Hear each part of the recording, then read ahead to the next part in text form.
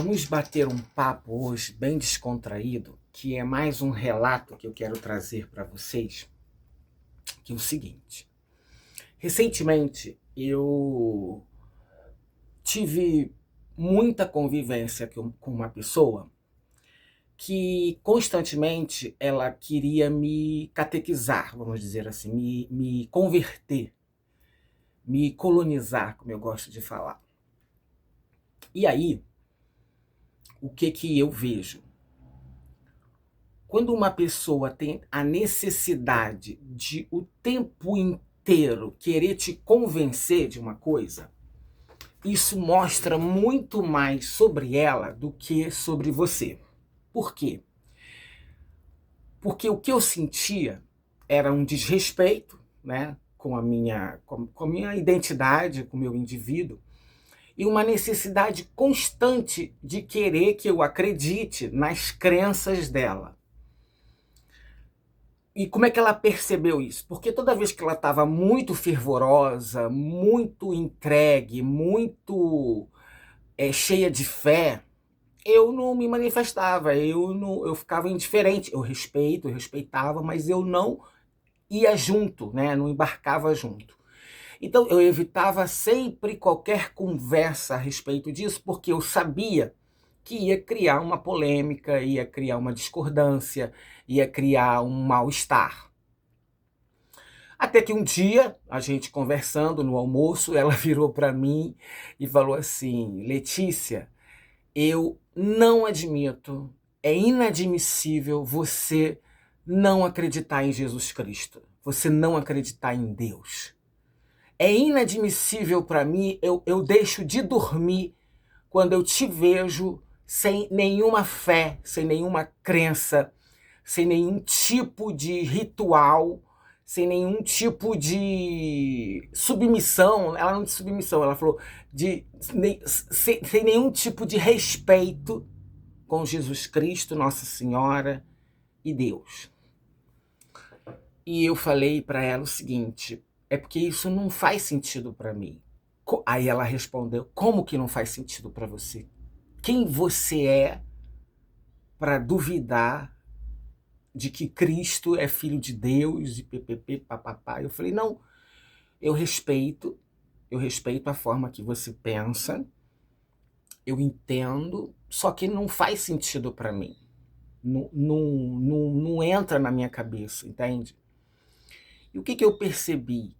Que existe uma necessidade dela de controle, uma necessidade dela, ou seja, na hora que eu não manifesto a mesma crença que ela sente uma angústia, um sofrimento, uma insegurança, porque parece que eu serei uma ameaça para ela por não pensar igual a ela, por não vestir a mesma camisa que ela, por não fazer parte do mesmo time que ela, do mesmo modus operandi, do mesmo pensamento que ela. Então isso causa um desconforto para ela. Isso causa um mal-estar para ela. E eu perguntei para ela o seguinte: por que isso te incomoda tanto? Por que te perturba tanto eu pensar diferente de você? O que mexe com você? Aí ela respondeu: é inadmissível.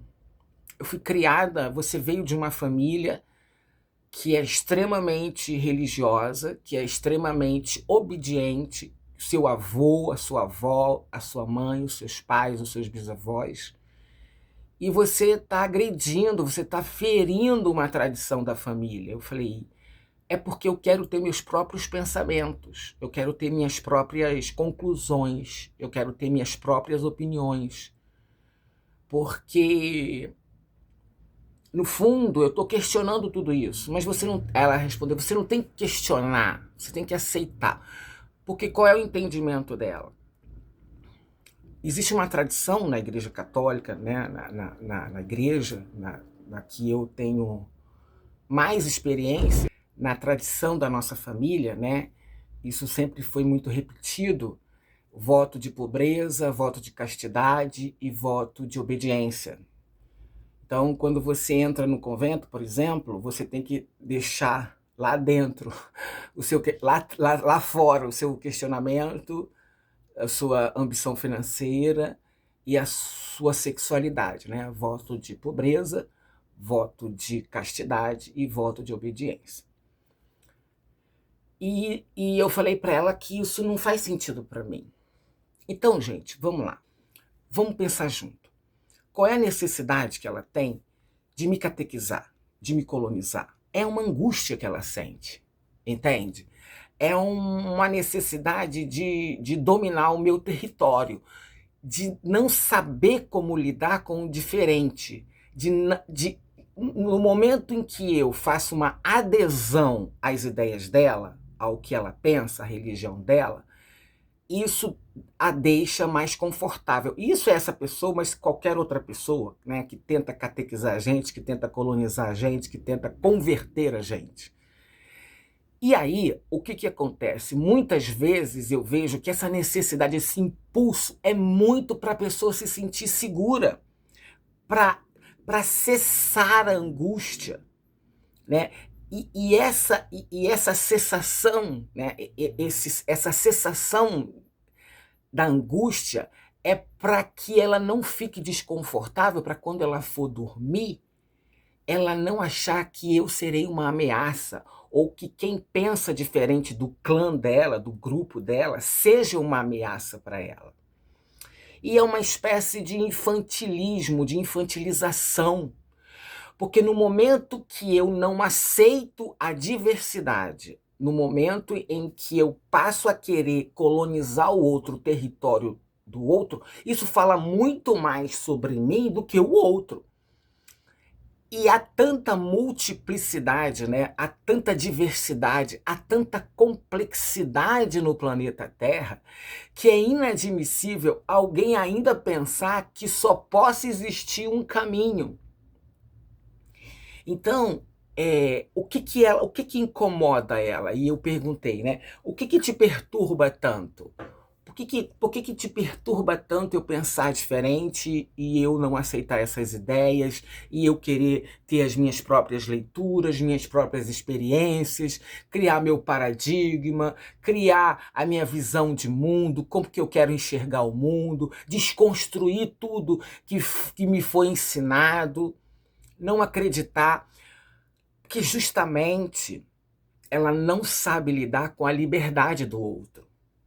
A liberdade de expressão, a liberdade de pensamento, a liberdade de linguagem, a liberdade do que é diferente angustia esse indivíduo. Porque é uma necessidade de controle, é uma necessidade de poder, é uma necessidade de submeter ao outro as crenças individuais. É como se os portugueses chegassem no Brasil e vissem lá os índios e falassem assim: gente, é o seguinte, vocês são selvagens, nós vamos colonizar, vocês andam pelados, nus, que absurdo, vocês são bichos. Então vocês não têm Deus, não têm religião, então nós vamos colonizar outro, ou seja, nós vamos ocupar o seu território, nós vamos violar o seu território, nós vamos resgatar, arrancar a sua identidade e sobrepor as nossas crenças, o nosso Deus, a nossa religião, a nossa cultura, a nossa comida, o nosso pensamento, as nossas ideias. Entende? É uma aniquilação do outro.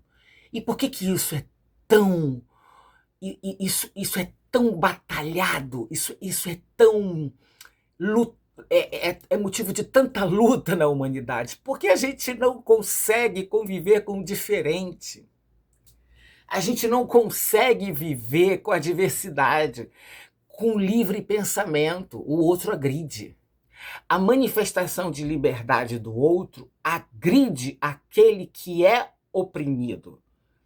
Essa pessoa que oprime, essa pessoa, ela foi oprimida antes. Ela foi colocada dentro de uma caixinha, de um protocolo, de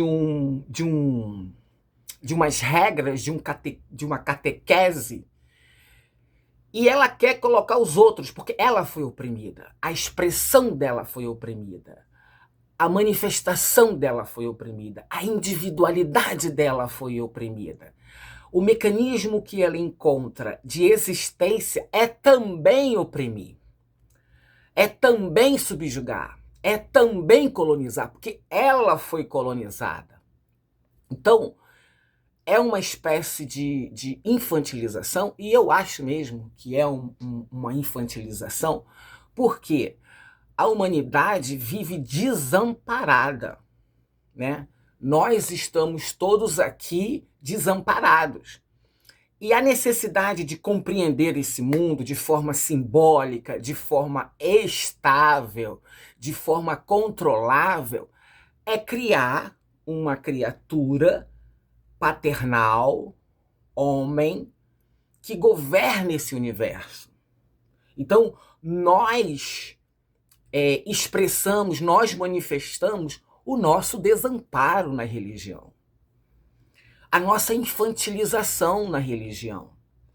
Na hora que eu começo a acreditar numa historinha de Alice, uma historinha de Papai Noel, que Papai Noel existe, e explicar o mundo fantasiosamente, porque eu não tenho cognição, porque eu não tenho capacidade de compreender os fenômenos químicos, físicos, naturais, eu encontro uma narrativa, eu encontro um jeito, uma interpretação de mundo que me conforta, porque eu controlo, porque eu conheço, me acolhe. E ao fazer isso, eu estendo isso para as outras pessoas também. Porque se você não faz parte do meu grupo, você é meu inimigo. Certo? Eu não posso te aceitar como indivíduo. Infantilização. Infantilização. O nome disso é infantilização. O processo de salvação, o processo de que você vai ser salvo por alguém, é uma infantilização. Você está terceirizando algo de um desamparo individual, um desamparo de existir, um desconforto de existir, encontrando conforto numa historinha de Papai Noel. E aí você replica isso e você nem sabe por que está replicando isso. Salvação, porque você tem medo da morte, porque você se sente impotente, porque você se sente inseguro, porque você não entende o mundo, então você precisa criar uma historinha fantasiosa desse mundo. Quando você terceiriza que Deus dará, que o tempo de Deus, a mesma coisa. Você está delegando a sua existência a uma terceira pessoa superior. Infantilização. Você é uma criança. Você não consegue ter cognição nem maturidade para tomar as próprias decisões e fazer acontecer o que você quer que aconteça. E outra coisa, tem uma explicação mais real, menos fantasiosa, da paciência de esperar as coisas acontecer, do que terceirizar. Você pode fazer uma analogia com a natureza, né? Tem o outono, o inverno, o verão e a primavera, e as flores só brotam na primavera. Então, a natureza ela tem um tempo. Então, é muito infantil essa questão, né, da colonização do outro, do pedido de salvação, da terceirização, do pedido de salvação, da colonização do outro. Se você tem a necessidade de ser submisso, obediente, ok.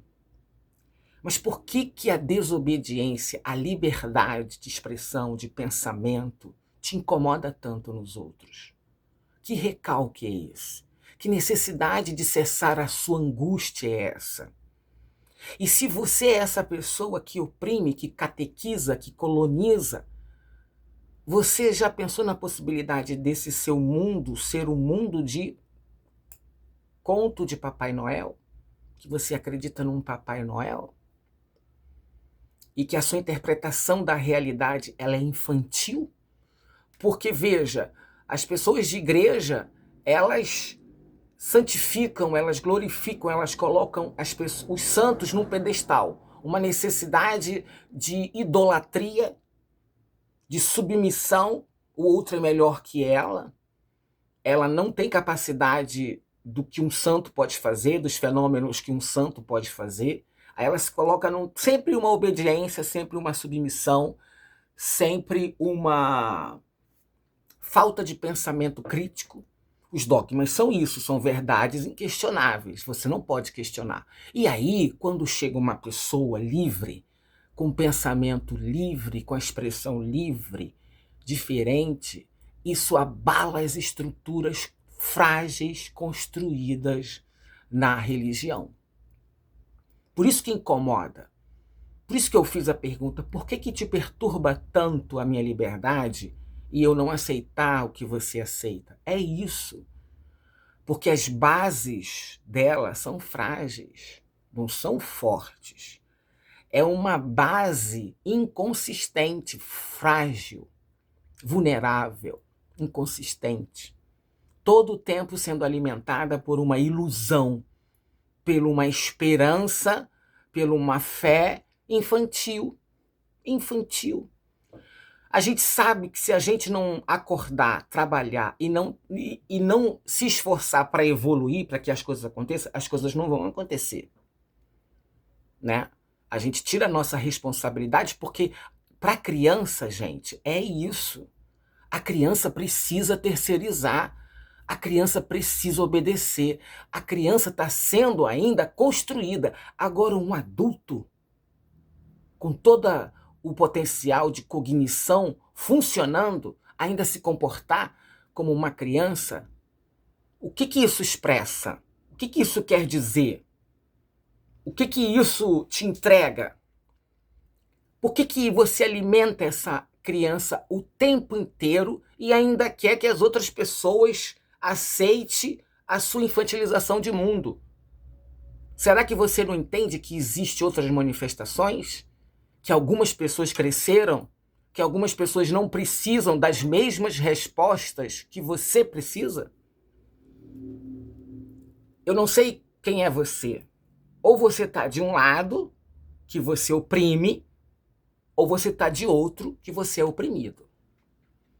Ou você está de um lado, que você catequiza, coloniza e desrespeita a manifestação e a complexidade e a subjetividade do outro, ou você está no lado de que sofre isso, sofre opressão, discriminação, desrespeito,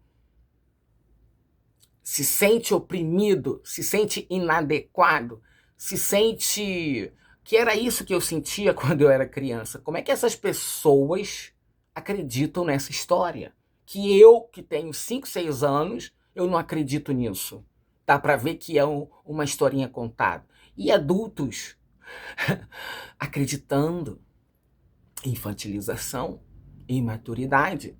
Porque você ficar um adulto, gente, a gente ficar adulto é foda. Você tem que ter responsabilidade. Você tem que aceitar o desconforto. Você tem que aceitar a impotência, a frustração. Você tem que aceitar o desamparo e crescer dentro do desamparo, crescer dentro do desconforto, crescer dentro da dificuldade. Aí você inventa uma historinha que há um ser superior porque muita tragédia está acontecendo na sua vida. Não, gente. As tragédias acontecem na vida porque a vida é assim. É trágico. É desamparo atrás de desamparo. Sabe qual é a diferença? É como você se comporta nesse desamparo. É como você se comporta dentro desse caos. É o seu adulto controlando. E quem é que cresce? O interior, a pessoa que é madura, ela cresce interiormente, ela cresce, ela vira adulto. Um adulto não precisa de um pai protetor. Um adulto protege. Um adulto não precisa de uma resposta feita. O adulto, ele cria questões. O adulto sabe que nem todas as respostas do mundo, todas as perguntas do mundo têm resposta. E aí é que está o barato. Porque uma resposta pronta, uma historinha pronta, um ABCD pronto, engole isso que é a realidade, mascara a realidade. Então, as religiões, os sistemas de poder, eles tentam calar a gente. Por isso que é interessante você não pensar, você não ler, você não ter cognição, você acreditar em um livro. Porque um livro te aliena. Um livro te deixa submisso. Um livro te deixa lunático. Agora, uma biblioteca inteira te liberta. Então, não dá para você chegar na adultidade se comportando como uma criança. Se você for atrás de literatura para responder às várias questões da existência humana, tá lá, gente, tá nas bibliotecas. É só você ler, tira um tempo para isso. Se você começar a ler, a tua criança vai crescendo. Os teus medos vão cessando. Porque sabe por quê? Porque quem lê e quem estuda convive todo dia com uma coisa que se chama desconforto.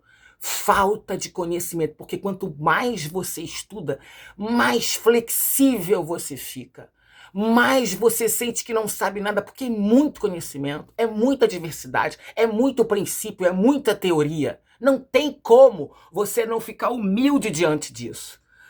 A humildade vem justamente da quantidade de conhecimento que existe no mundo. Entende? A humildade vem disso, porque quanto mais você consulta livros na biblioteca, mais você vê, cara, eu não sei nada. Eu sou um analfabeto. É pouco. Aí a humildade vem, não a arrogância. Quando você vê uma pessoa intelectualizada, arrogante, é porque ela é insegura, ela é frágil. Ela tenta, na intelectualidade, no conhecimento, suprir bases frágeis, fissuras, lacunas, inseguranças. A pessoa arrogante é isso. Então, como é que você se torna um adulto?